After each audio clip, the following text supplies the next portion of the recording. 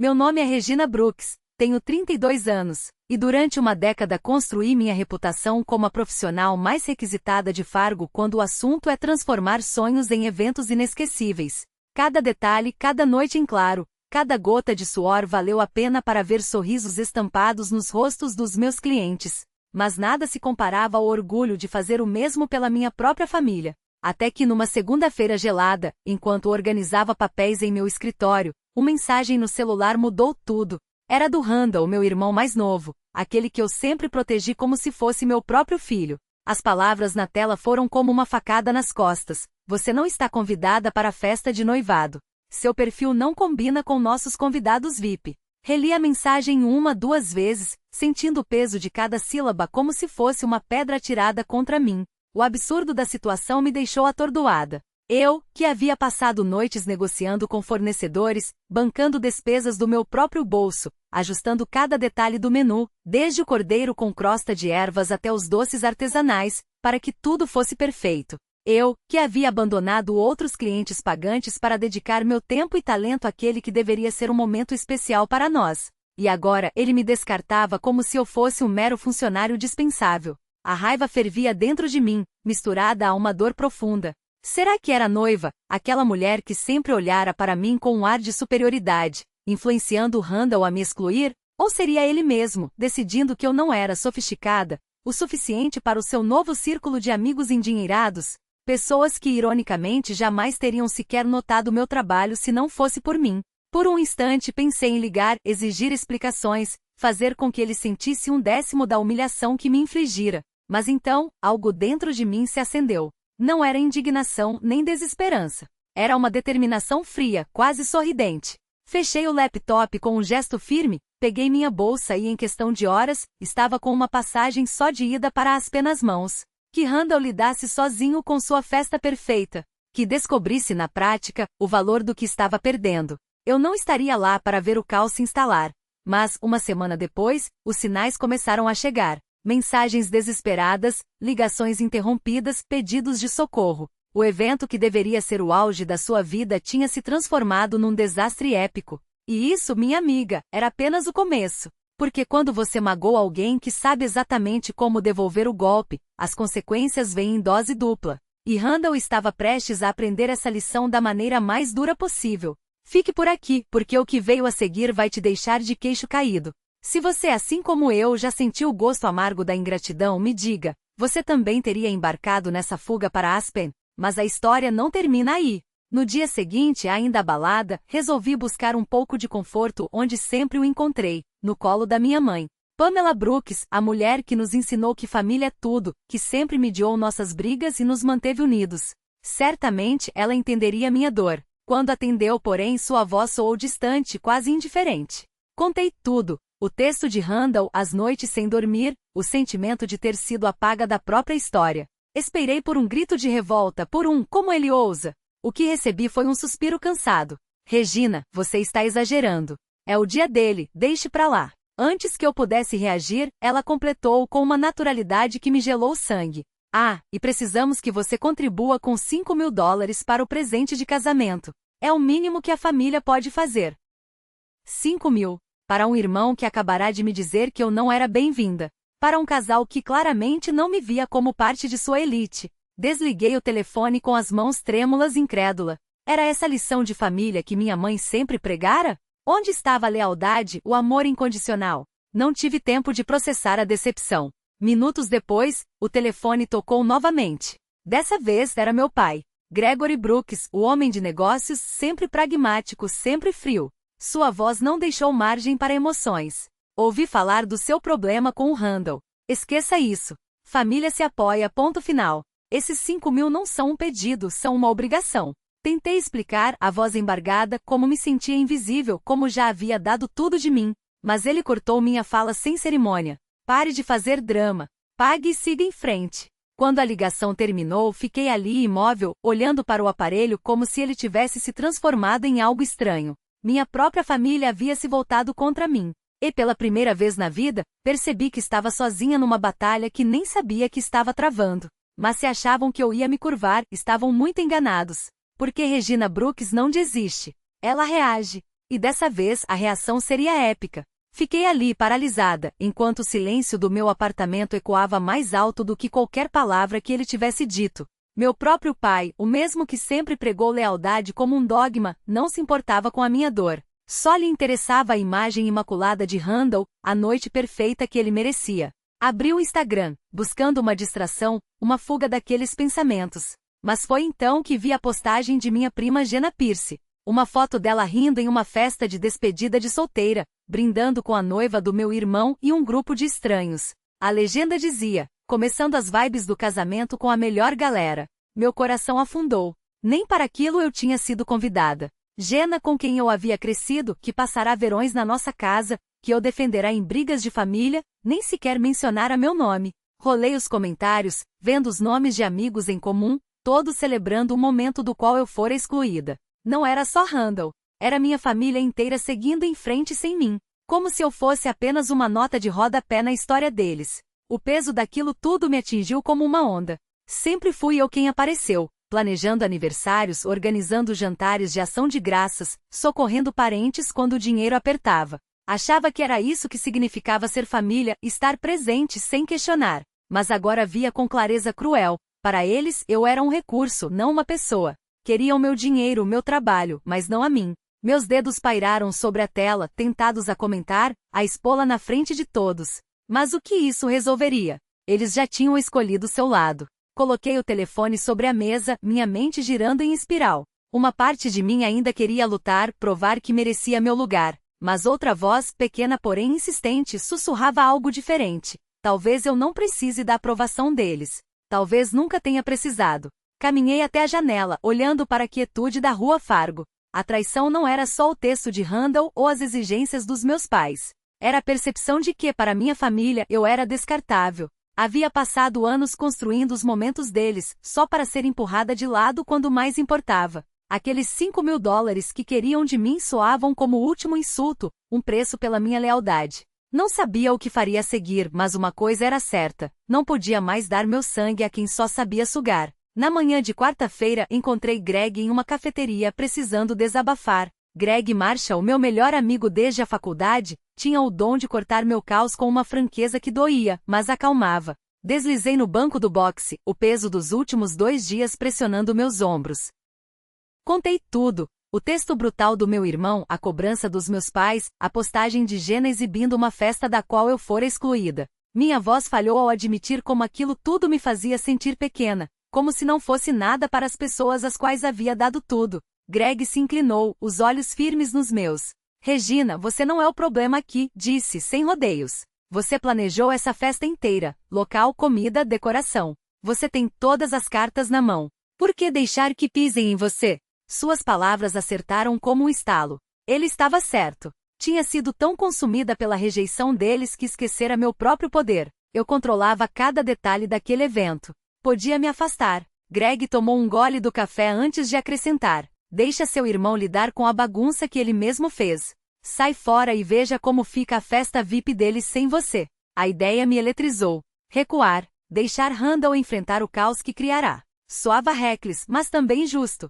Já havia me curvado demais por uma família que não me valorizava. Abrir meu laptop ali mesmo, na cafeteria, foi um ato de rebeldia. Meus dedos moveram-se com determinação enquanto redigia um e-mail para o Sr. Foster, o gerente do local, para a Sra. Pierce, a catering, e para Corey Ramsay, o decorador. Devido a circunstâncias imprevistas, Randall Brooks assumirá a partir de agora todos os arranjos para sua festa de noivado. Por favor, dirijam todas as dúvidas a ele. Reli a mensagem, o coração batendo forte. Não era só sobre logística. Era eu traçando uma linha na areia. Apertei enviar, e uma calma estranha desceu sobre mim. De volta ao meu apartamento, abri um site de viagens e busquei voos para Aspen. Sempre sonhar em me perder nas encostas nevadas, no ar puro das montanhas. Agora parecia o momento perfeito. Encontrei um voo saindo na sexta-feira de manhã, em apenas 2 dias. Meu cursor pairou sobre o botão reservar agora. Uma vozinha na minha cabeça sussurrou dúvidas. E se Randall falhasse?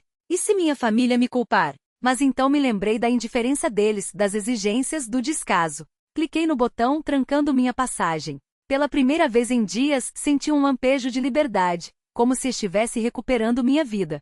Mas essa liberdade vinha com uma sombra de inquietação. Afastar-me significava abandonar o evento no qual havia posto meu coração, aquele que sonhara que aproximaria minha família. Comecei a fazer as malas, dobrando suéteres e equipamentos de esqui. Cada peça que guardava parecia um passo em direção a algo novo, mas também um afastamento da família que sempre tentei agradar. Pensei em Randall se debatendo para gerenciar os fornecedores que eu havia passado semanas coordenando. Será que ele saberia por onde começar? Uma pontada de culpa me atingiu. Afinal, era meu irmão. Mas então me lembrei do texto dele, das exigências geladas dos meus pais, da postagem descuidada de Jenna. Eles tinham feito sua escolha. Agora eu fazia a minha. Fechei a mala com um gesto firme. Não estava só saindo de Fargo por um fim de semana. Estava deixando para trás a versão de mim mesma que permitia que os outros definissem seu valor. Quando coloquei a mala perto da porta, meu telefone vibrou com a confirmação do voo.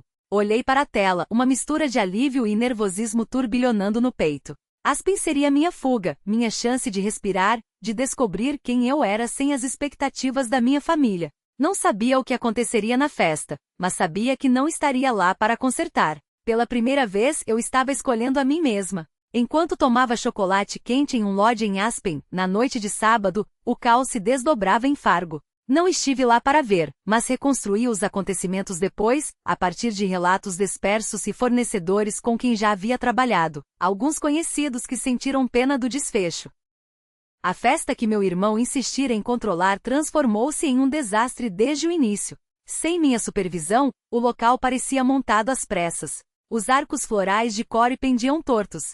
Metade das luzes piscava porque ninguém confirmara o teste técnico e as mesas estavam sem os arranjos centrais, atrasados na entrega. Os convidados chegaram a um salão que gritava amadorismo, cochichando sobre a desconexão entre o que viam e os convites sofisticados que haviam recebido. Depois veio o fiasco da comida. A equipe da Sra. Pierce preparara o cardápio original, hors d'oeuvres elegantes e pratos servidos à mesa, mas Randall ligara em cima da hora exigindo alternativas mais baratas para cortar custos. O resultado? Aperitivos encharcados e carnes mal passadas que fizeram as pessoas empurrarem os pratos para longe. O Sr. Foster, o gerente do local, tentou salvar a situação, orientando a equipe, mas sem uma pessoa à frente, tudo desmoronou. O estopim veio durante os brindes. Randall e sua noiva, Linda Pierce, entraram em uma discussão acalorada bem no meio da pista de dança. Ela o acusou de arruinar sua noite especial com decisões medíocres, gritando sobre como a economia de última hora havia destruído tudo o que ela imaginara. A comida estragada já os havia exposto ao ridículo diante dos colegas dela, e Randall não hesitou em revidar, jogando a culpa em Linda por não ter se envolvido mais. Suas vozes ecoavam no silêncio constrangedor, enquanto os convidados os encaram paralisados.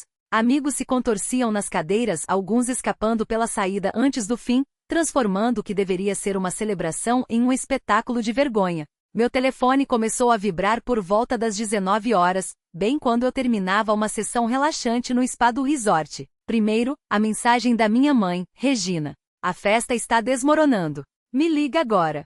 Depois a chamada do meu pai, a voz tensa, quase desesperada. Você precisa resolver isso. Os fornecedores estão te procurando. Deixei cair na caixa postal, observando a tela acender novamente com a mensagem de Jenna. É um caos aqui. Onde você está? Mais notificações se seguiram. Os apelos frenéticos da minha mãe sobre a comida, as exigências do meu pai para que eu interferisse, Jenna descrevendo a briga. Rolei os dedos sobre a tela, o polegar pairando sobre o botão de resposta, mas coloquei o celular de lado. Eles haviam me excluído para exigir meu dinheiro, ignorando meu esforço. Agora queriam meu socorro. Escolhi o silêncio. Deixei que a desesperação deles pairasse no ar, sem resposta. Em vez disso, vesti as botas de esqui e saí para deslizar sob as estrelas, o vento gelado das Aspens limpando minha mente. As pistas estavam vazias, só o som dos meus esquis cortando a neve, um contraste absoluto com o tumulto que deixei para trás. Refleti sobre minha decisão de ir embora, sobre como parecia que eu havia finalmente me livrado de uma pele que não me servia mais.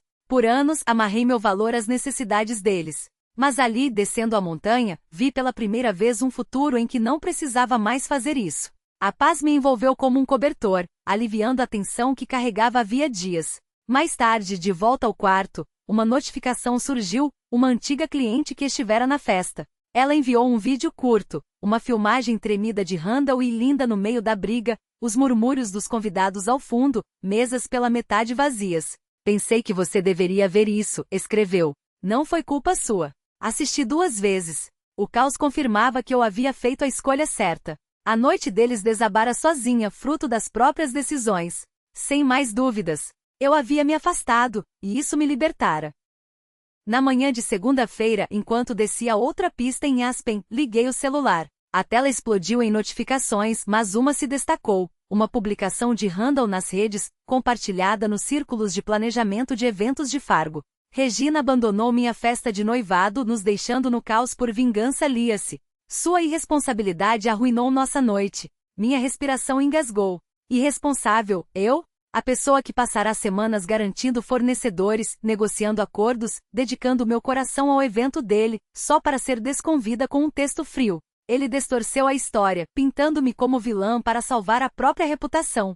Clientes, colegas, até estranhos comentavam, questionando meu profissionalismo. Minha carreira, construída em anos de eventos impecáveis, estava sob ameaça por causa das mentiras dele. Liguei para Greg imediatamente, a voz trêmula de fúria. Ele está me culpando pelo desastre que ele mesmo criou, expliquei, mostrando a publicação. Greg, o estrategista sereno, me orientou a segurar as rédeas. Vamos combater isso com fatos, disse. Envolva a Tara. Ela está do seu lado. Tara Larson, minha aliada tecnológica e parceira em incontáveis projetos, entrou na jogada em questão de horas. Em uma chamada em grupo, começamos a montar um plano. Ela sugeriu compilar provas para estabelecer a verdade. Reviramos meus arquivos de e-mail. O contrato com o Sr. Foster pelo local, o acordo de catering com a Sra. Pierce, as faturas da decoração de Corey, tudo assinado por mim, tudo pago com meu dinheiro. Encontrei a mensagem de Randall, aquela que me cortara sem cerimônia. Você não combina com nossos convidados VIP. Tara capturou prints do meu histórico de chamadas, mostrando as dezenas de ligações não atendidas da minha mãe, do meu pai e de Jenna durante o desastre. Greg resgatou depoimentos de clientes antigos, elogiando meu trabalho meticuloso. Cada peça era um tijolo na muralha que ergueríamos para proteger meu nome. De volta ao Lodge, abri o laptop e comecei a redigir uma publicação para meu blog, onde há anos compartilhava dicas de planejamento de eventos. Não seria um desabafo nem uma autocomiseração.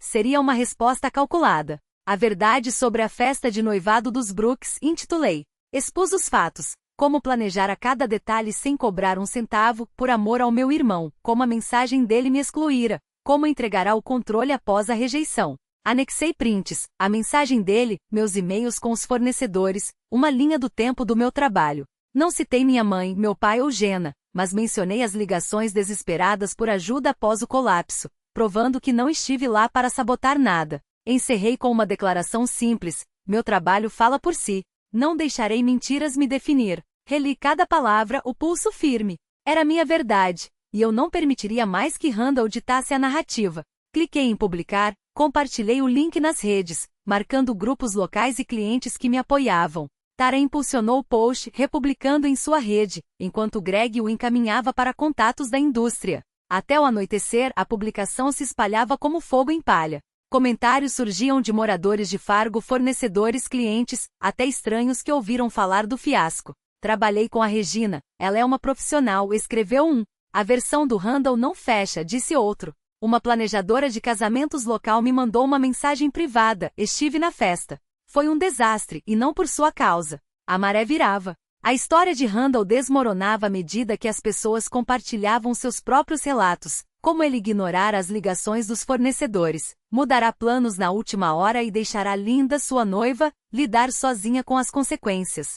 A reputação dela também sofreu um baque. Os VIPs que Randall tanto cortejara se distanciaram após a briga pública, postando comentários velados sobre planejamento ruim e comportamento pouco profissional.